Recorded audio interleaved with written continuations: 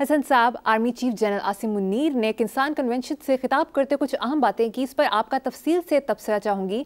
उन्होंने कहा कलमा के नाम पर दो ही रियासतें कायम हुई, रियासत तैयबा और रियासत पाकिस्तान। ये महज इत्तफाक नहीं। 60 की दहाई में पाकिस्तान एशिया का तेजी से तरक्की करने वाला मुल्क था। झूठी खबरों के जरिए ये तासुर दिया जा रहा है जैसे रियासत अपना वजूद खोती जा रही है।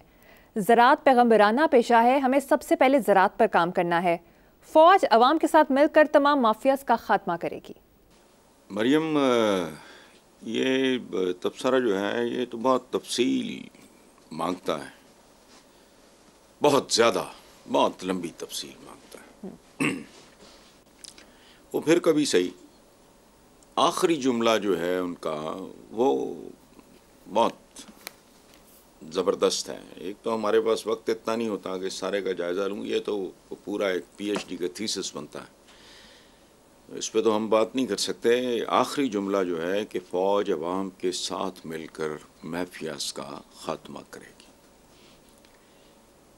ये जुमला बहुत खूबसूरत है। बुनियादी बात है, फ़ौज और अवाम ही सब कुछ होते हैं, दी अल्टीमेट रियलिटी। अफवाज क्या हैं, उनके पीछे अगर अवाम की ताकत ना हो, मॉरल सपोर्ट ना हो, उनकी मोहब्बत ना हो, उनका पैसा, टैक्स, मनी, ये वटेवर, वो जो नेपोलियन ने कहा था कि पेट के बल रेंगती हैं फौजें, इकॉनमी है वो सारा, वो अवाम बनाते हैं सारा कुछ। बिगाड़ते भी अवाम हैं, बनाते भी अवाम हैं, और अवाम को बिगाड़ता और बनाता कौन है? वो हैं सियासतदान। सो मेरी नाकिस अक्ल के मुताबिक मुल्क का सबसे खौफनाक माफिया तो 2 नंबर सियासतदान और 10 नंबरी जमहूरियत है।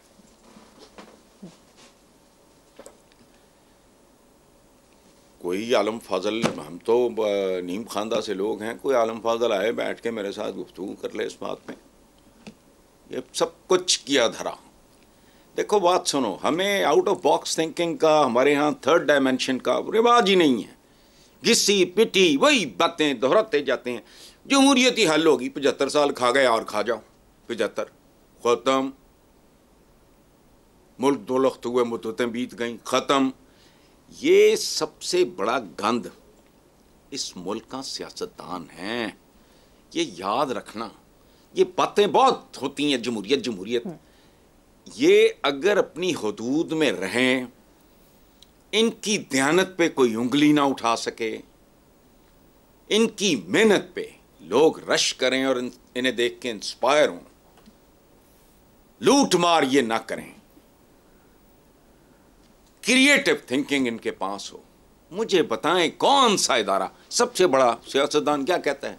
हमें वो टिक्के काम, अच्छा मुदाखलत होती, क्यों होती है?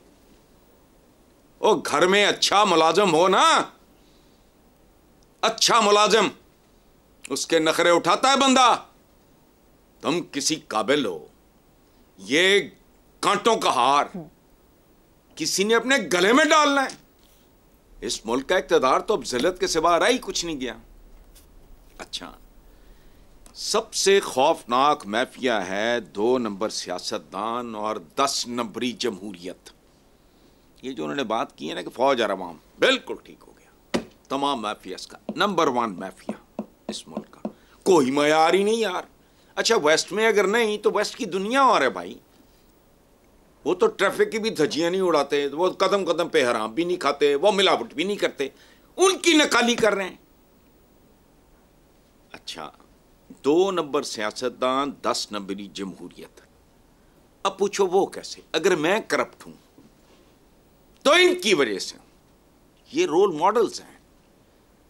ये इस मुल्क में जितना देखो, बिजली चोरों से लेकर टैक्स चोरों तक ये जिम्मेदार है। और ये मिली भगते हैं सारी भाई। एक आदमी करोड़ों अरबों रुपया टैक्स खा जाता है, खुद भी नहीं देता, वारदाती है टोटल। इनकी ग्रोथ आउट ऑफ प्रोपोर्शन होती है, किसी की समझ में नहीं आती। तो सारे माफियाज खत्म करें, फौज और अवाम मिलके, ये हो सकता है। लेकिन ये जो माफिया जमहूरियत के नाम पे हम जिसको पालते हैं, उसकी फिर होता क्या है? जब आपका टॉप करप्ट, देखो ग्लेशियर अगर उसमें साइनाइड होगा या कोई खौफनाक जहर होगा, उसका पानी जो नीचे आएगा, नदियों नालों तक जाएगा, वो जहरीला होगा। अगर आपका टॉप करप्ट है, फिर आपका कारोबारी भी करप्ट होगा, आपका दुकानदार भी करप्ट होगा, आपका टीचर भी करप्ट होगा, आपका ब्यूरोक्रेट भी करप्ट होगा, कुछ नहीं बचेगा। जो ब्लड ग्रुप है, देखो, human society is like a human body. मैं अगर बात कर रहा हूं यहां से, मैं हाथ हिला रहा हूं यहां से, तो अगर एक ह्यूमन सोसाइटी जो है वो ह्यूमन बॉडी की तरह होती है, तो उसका सर कौन है? उसके सर होते हैं बुनियादी तौर पे ये स्टेट्समैन, ये पॉलिटिशियंस, ये जिन्हें हम कायदीन, रहनुमा हम ही कहते हैं। किस बात का कायदीन है तू या रहनुमा? किस बात का?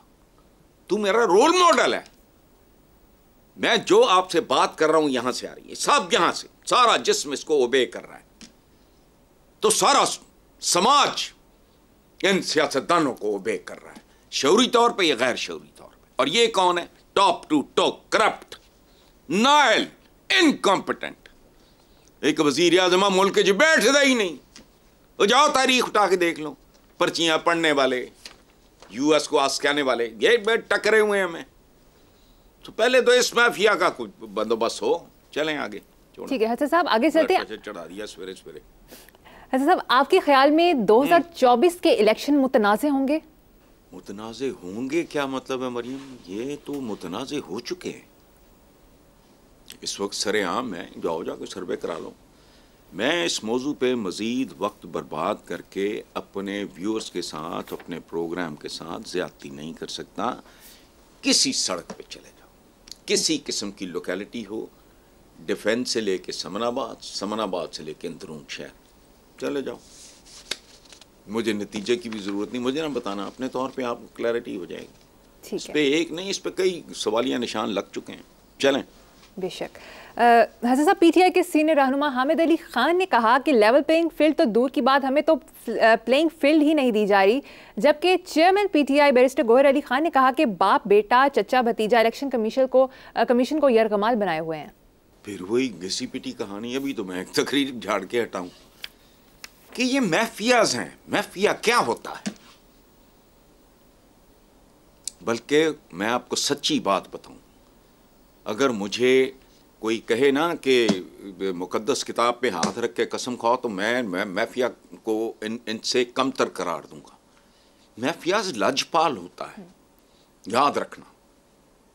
उसकी नज़र होती है अपने लोगों, जो भी उसका कोई सिलसिला होता है, उसमें वो बहुत मुनसिफाना रवैया होता है। उनकी देखभाल करते हैं, उन्हें लावारिस नहीं छोड़ते। अब किधर जावेद हाशमी तक्के खा रहा है, किधर इजाजुल हक तक्के खा रहा है। कोई शर्म हया ना, कोई शय जो एक इंसान में हम खसूसियात भले अपने अंदर हो ना हो देखना चाहते हैं, उनमें से कोई इनके नज़दीक से भी नहीं गुजरी होती। अब आप कह रहे हैं कि ये चाचा भतीजा होर की है। मैं जब नून लीग की तस्वीर देखता हूँ तो मेरा दिल करता है, मैं पता नहीं, भरा बैठे ने दोनों, औलादा बैठी ने दोनों दियाँ, समधी बैठा हुआ। छोड़ो लेवल प्लेइंग फील्ड, इसी में लड़ो जो लड़ना है। तो अगली खबर पे चलते हैं हसन साहब। इस्लामाबाद इंतजामिया ने शौकत खानम अस्पताल कराची के फंड रेजिंग इवेंट के लिए एनओसी मंसूख कर दिया। इवेंट इस्लामाबाद के मकामी होटल में होना था। सदर अलवी ने कहा कि शौकत खानम अस्पताल के लिए फंड रेजिंग की इजाज़त मिलनी चाहिए। आप इस बारे में क्या कहेंगे? मैंने क्या कहना है, जो कहेंगी मरीजों की बद्दुआएं कहेंगी। और इस्लामाबाद को तो मैं प्यार से कूफा कहता हूँ। जब भुट्टो को फांसी हुई तो नसरीन अंजुम भट्टी एक शायरा थी पंजाबी की, शी वॉज अ क्रिश्चियन। वो रेडियो पाकिस्तान लाहौर पे प्रोड्यूसर थी। उन्होंने एक नोहा लिखा था, उसकी लाइन याद आ गई मुझे, इस्लामाबाद के कूफे से मैं सिंध मदीने आई हूँ। ये उसकी पंजाबी की नज़्म है। वो किताब उसकी ढूंढो, मिल जाएगी तुम्हें। इस्लामाबाद कूफे की तरह, ये चंद दिन पहले जरदारी साहब ने भी कुछ और लफ्ज़ों में यही बात की है। ये कूफे की तरह है, ये इनके दिल नहीं है अवाम के लिए धड़कते। मौजें करते हैं, वसाइल की चीर फाड़ करते हैं, मौज लगी हुई है इनकी, वो ठीक है। 29 बरसों से शौकत खानम, कोई स्कैंडल, कोई कुछ नहीं। और यकीन करो, मैं कभी कभी सोचता हूँ कि शौकत खानम को कल अगर नेशनलाइज कर दिया जाए, ये डंगर खाना, कबाड़ खाना 2 साल के अंदर अंदर हुकूमत पाकिस्तान जिसे कहते हैं, या इंतजामिया या जो भी कह लो, सीसा पिलाई दीवार पे लिख दो, पाकिस्तान की इंतजामिया के जेर इंतजाम वगैरह, शीशे की दीवार गोबर की दीवार की तरह ढह जाएगी। शीशे की दीवार, उस पर लिख दो हुकूमत पाकिस्तान के ये जेरे निगरानी है। अब तो शौकत खानम है, चल रहा है, जब तक चले वो ठीक है। अब तक का रिकॉर्ड उनका देख लो, उनके साथ इनको पंगे लेने की ज़रूरत क्या है भाई? एनओसी देना है, नहीं देना, वरना दो, कुछ भी ना करो, चलो। सही। वो कैंसर के मरीज़ हैं, अगर किसी की दुआ लग गई इस मुल्क को और इनको बददुआ लग गई उसकी, तो शायद कोई बेहतरी है, अदरवाइज नहीं, चलो। बिल्कुल।